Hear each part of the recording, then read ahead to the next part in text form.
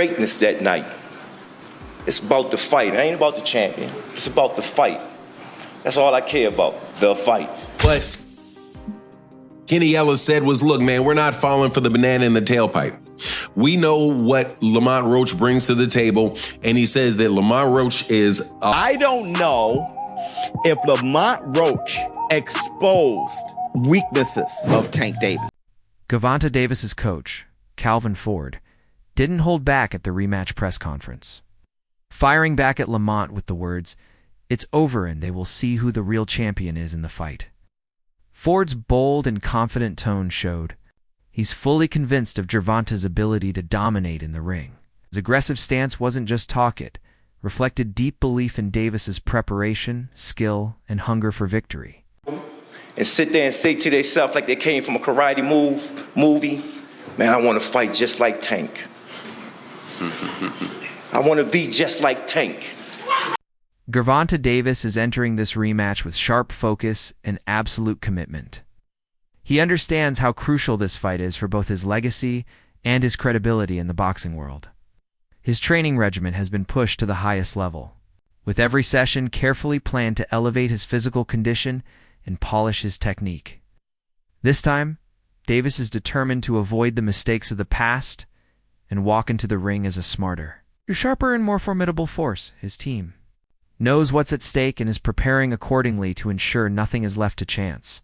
One of the best trainers in boxing, second guy in the corner, is responsible for a lot of the real tactical decisions and tactical analysis that goes on in Gervonta Davis's corner. So you have Coach Calvin, and Coach Calvin is the head trainer, and you have Coach Kenny, who really specializes on preparing game plans specifically for opponents. So to have him talk about what's going on with Lamont Roach, I thought was interesting and insightful, because what he said was that, one, he's not falling for the okie doke.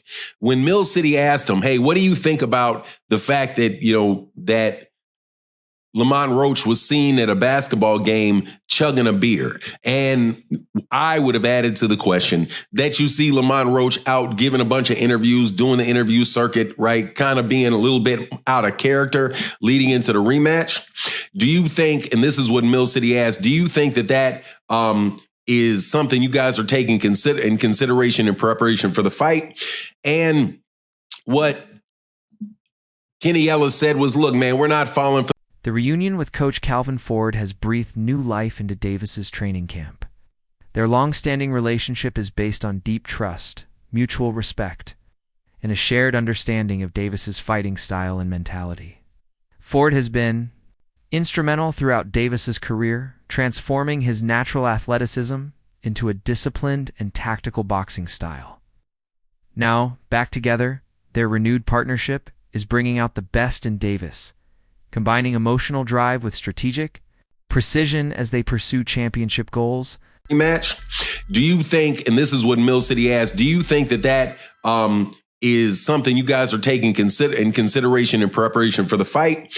And what Kenny Ellis said was, look, man, we're not falling for the banana in the tailpipe.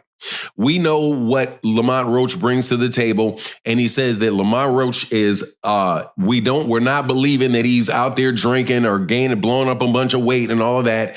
He says what most people say, hey, we're going to prepare for the best version of Lamont Roach that is going to, that'll come for us. But the way that he saw the fight coming out was he said he sees it like the fight before, a lot of really crisp shots landing.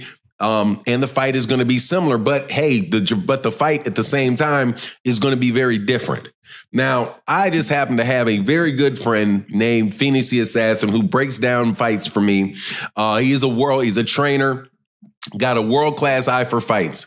And what he speculated should be the difference between the first fight and the second fight for Gervonta is that Gervonta is going to need to spend a lot more time fighting on the outside and scoring points for a longer period of time on the outside, and then making sure that, and basically forcing For Davis, this rematch is more than just a chance to win. It's a moment to restore his name and answer the critics who doubted him after the first fight. That initial bout raised serious questions about his standing in the sport, and this second meeting represents an opportunity to provide a clear and undeniable answer. A dominant performance would not only erase those doubts, but also reaffirm Davis's place at the top of boxing. The significance of this fight reaches deep into both his pride and his professional future. Lamont Roach, he feels that he won. Like, do you think the best thing going forward, they should just run it back, have a rematch? Oh, yes, most definitely. I think a rematch is definitely called for. And I think probably, the sooner the better. So I would say, hey, let's work on a deal to where we could get in there within the next 4 to 5 months. Yeah, I agree there. In their first encounter, Davis exposed vulnerabilities that hadn't surfaced in earlier matches. His defense lacked its usual sharpness, and his stamina faded as the rounds progressed. Lamont Roach capitalized on those gaps, landing clean shots. That disrupted Davis's rhythm and visibly affected his confidence. Fans and analysts noticed the change, pointing out that Davis wasn't fighting at his best. The rematch is Davis's chance to address those weaknesses and prove that he is still the elite fighter many believe him to be. I don't know if Lamont Roach exposed weaknesses of Tank Davis. It very much reminds me of Rolly Romero versus Ryan Garcia. What Roach did, Rolly was doing the same thing. He ended up implementing it better against Ryan Garcia. Tank was having huge issues, and that's the Black Two Sugars. Watch me call that fight. I started laughing. I couldn't believe it because all he was patient with good power. All Roach was patient. He stayed focused. That's why him drinking and partying and shit is messing with me, because he beat him here. He stayed so damn focused, and he knew when Tank was going to punch. He knew when not to punch, and when he countered Tank, he rocked Tank. Tank got rocked at least twice that fight. After the first fight, Davis opened up about the emotional and mental battles he had been fighting behind the scenes. He admitted that pressure and fatigue took a toll on his focus and performance, contributing to a sense of disconnection during the bout. The struggle led him to seriously consider stepping away from boxing. His decision to seek therapy revealed the depth of his internal challenges and gave fans a rare look at the human side of a fighter, reminding everyone that what happens outside the ring can deeply affect what happens inside it. He wants to do therapy. He wants to do real estate. They want to say he wasn't all in because him and Roach are friends, and he's going to be focused for the second fight. A lot of excuses. They want to say it's because of the braids, the oil getting in his eye. Whatever. This is what really happened.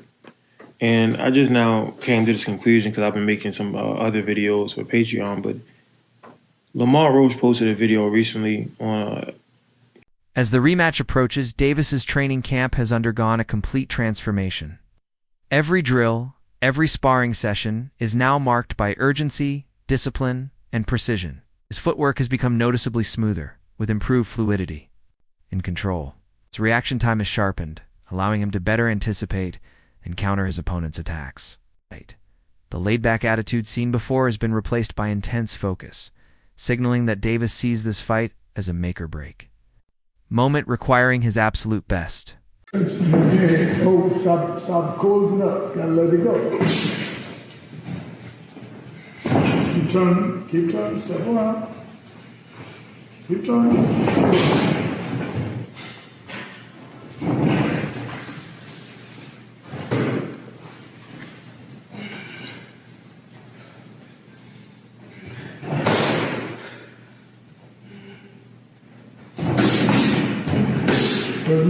The importance of this fight goes beyond championship belts or rankings. The first fight left Davis's pride bruised and raised doubts about his legacy. That personal disappointment is now fueling a deeper drive for redemption.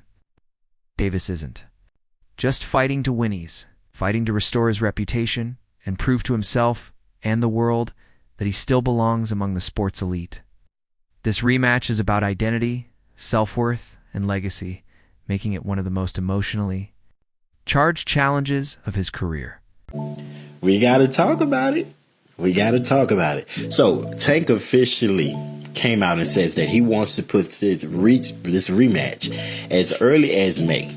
Now, if that were to happen, Lamont Roach gets a second time to prove himself. Now, in my personal opinion, his stock has already risen.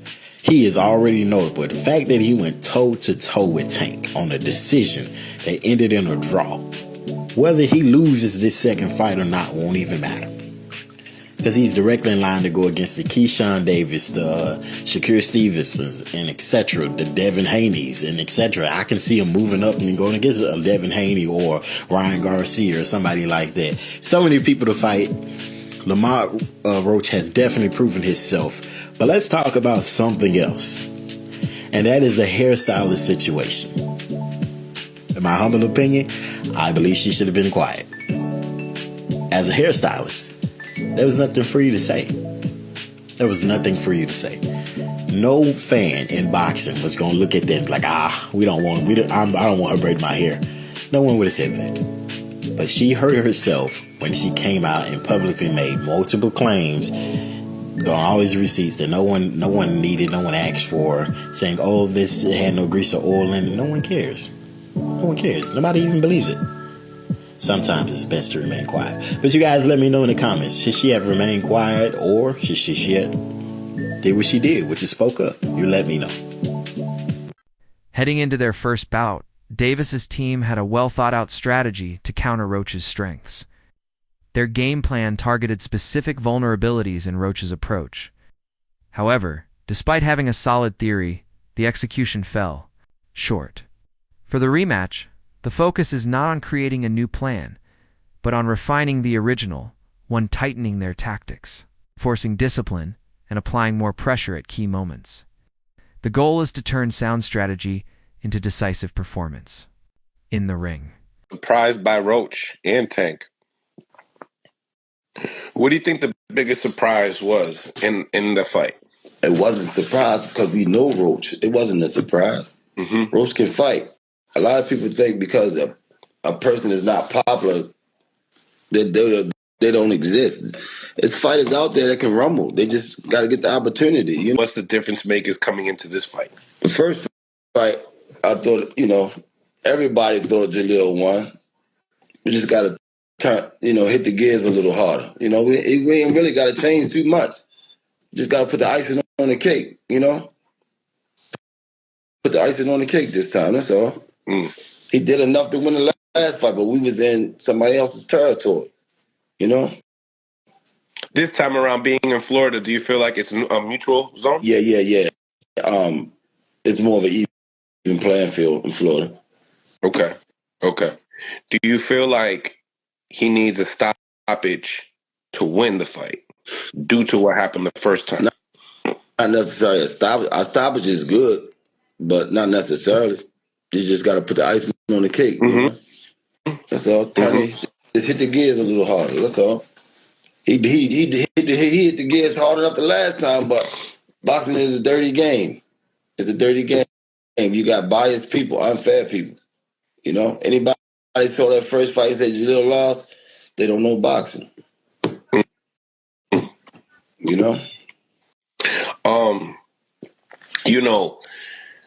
If Jalil is successful in this fight, what do you guys expect for Jalil? And then, obviously Eddie Hearn had a lot to say when Jalil took that loss.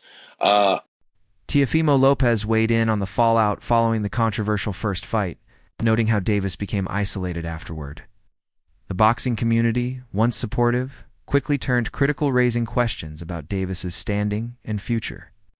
Lopez highlighted how such scrutiny can shake a fighter's confidence and influence public perception.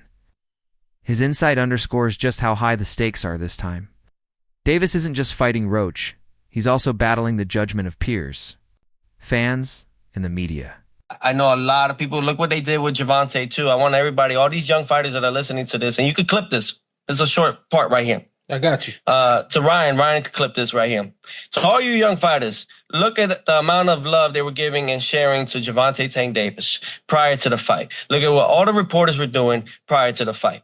Look how they were all laughing at all his jokes prior to his fight against Lamont Roach. After the fight, look how many were waiting to down this man. Down him. See, I'm going to talk my smack with Tank, but that's because I want to fight him. That's me. I can say that. But I just want all you young fighters to really look about it. They don't care about us. Yeah. They won't ever care about us. When you winning, they're going to be there. But they're waiting for any moment to slip up. Just a man, even a draw. Look how much hate he got out of it. Yeah, not to get deep, but you know, it's a part of our psychology. We have to learn how to care about other people. You know what I mean? This rematch is essential for both fighters. It's a chance to resolve lingering questions and define their positions in the sport. If either one were to avoid this fight, it would leave unresolved doubts that could damage their legacies. Davis and Roach both recognize the spotlight this bout is under and understand that their performances will be analyzed and remembered for years. That mutual awareness adds a fierce intensity to their preparations, turning the fight into a critical moment for both careers. Shout out to my man Lamont. All right, so you sparred Lamont Roach in preparation for his bout with Gervonta Davis. Absolutely. First, what did you think of the fight? What did I think of the fight? It's a little different for me because it's definitely a point of bias there. Wait, let me put out a disclaimer. He's from Baltimore. Definitely, I mean, East Baltimore all day. But I'm looking at it from a point of bias because his dad, you know, Ben Johnson Sr. and all them guys that was down there, the coaches Tim and everything like that, they all good people. So I got to know them on a more personal level. And then I get to see like how hard a world champion works. And not only that, to see how he treated his people.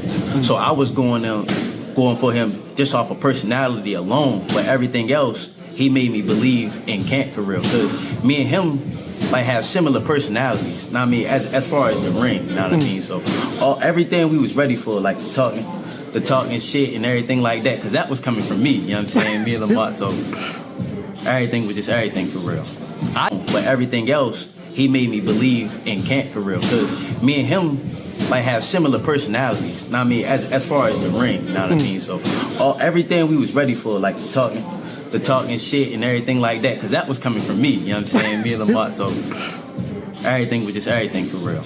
I think he should have won too, you know what I'm saying? But actually when I was there, I thought they actually was gonna like rob him, you know what I mean? But you can't, you know what I mean? You can't deceive the people that's there for what they saying for real. So you felt like he should have got the nod in the decision. Especially with all the other controversy too. It should have been overturned, but we know how boxing works, but nah, I mean, we running it back for a reason, you know what I'm saying? Did that teach you a lesson though? Absolutely, you know what I mean? But you gotta just do, it seemed like, cause I feel like he did, not only did he shock the world, it's like, I guess you just gotta do more on top of that. Like, you just gotta do more, I guess. In their first encounter, Roach surprised many with his poise, technical skill, and ability to go toe-to-toe with Davis. He demonstrated he could handle Davis's speed and power, forcing his opponent into uncomfortable positions. Roach's calculated strategy and defensive precision earned him new respect and recognition as a legitimate threat. As the rematch nears, Roach has the chance to build on that performance by enhancing his speed, tightening his precision, and maintaining the focus needed to deliver a definitive victory. If Tank became a ballsy fighter, which he's never been, according to everybody in the D.C. and Maryland area, you know, like, but there were now it's all coming out. It's all coming out. It's already been known before, but we never got to see it because nobody pushed Tank. There were points early in that fight. I thought Tank was out hustling Lamont. He was, Lamont wasn't taking charge early on, and Gervonta, who's normally stepping to him, but he was getting hit with straight left hands and getting turned and hit with straight. His nose and mouth were red. But he wants you to. But that's the thing with Tank does what Teddy Atlas yelled at Michael Moore about. Tank wants to be able to hit you and hope you leave him alone. And when you don't do that, he starts to fade and fold. Okay, that's not championship caliber mentality. We're talking about two guys who weren't big punchers. Okay, 12 rounds, I can hit you and make you miss, and hit you and make you miss, and hit you. But I can keep the game plan. You can keep the game plan. So what if Gervonta goes out there and shows his boxing skills? Let's compare it to say a Tommy Morrison who used to blow you away, but if he couldn't, he was gone. He was gassed out after a few rounds. There's a mentality where. But Tank's not that guy we saw against Isaac Cruz. He was able. Okay, and even Isaac Cruz, looking back now, even Valenzuela outboxed Isaac Cruz. Okay, dude. but I mean, come on. But did he do it? Apply the trade. Listen, it happens. Well, Hazard of the trade. Exactly. Your hands are going to be we don't know Did he get extent surgery of the after the injury. Isaac Cruz fight? No. I don't know. Maybe I had a ton of surgeries. Surgery. I had a ton of surgeries that the public knew nothing about. So I don't know. I mean, They kind of know. So Paulie, you can see where you can see hand surgery scars. You see my scars? My hand, I got a tic-tac-toe board all over my hand. When you get surgery, you can see that. But Paulie, his argument, and you guys are on different sides of it in a different way, where he says tactically there's more to add to Gervonta. Gervonta could have done things that he didn't do. Physically, there's a lot he's capable You of. see it mentally. Yes. Is that harder to deal with? I believe so, because physically, Gervonta has all the goods. That's why he's sold as the product he sold at. You look at Gervonta physically, speed, athleticism, power, timing, ability to change direction. If this guy has balls, he's really a pound-for-pound fighter that everybody claims he is. But because he doesn't have balls, I don't know that he's even a pound-for-pound fighter. I don't even know that he would be a lightweight champion if they didn't mix and match his opponents accordingly. You know what I'm saying? He probably shouldn't even be a lightweight champion now because Lamont Roach beat him the other week. I got a great saying. So you always say, if my aunt had balls, she'd be my uncle. Yeah. If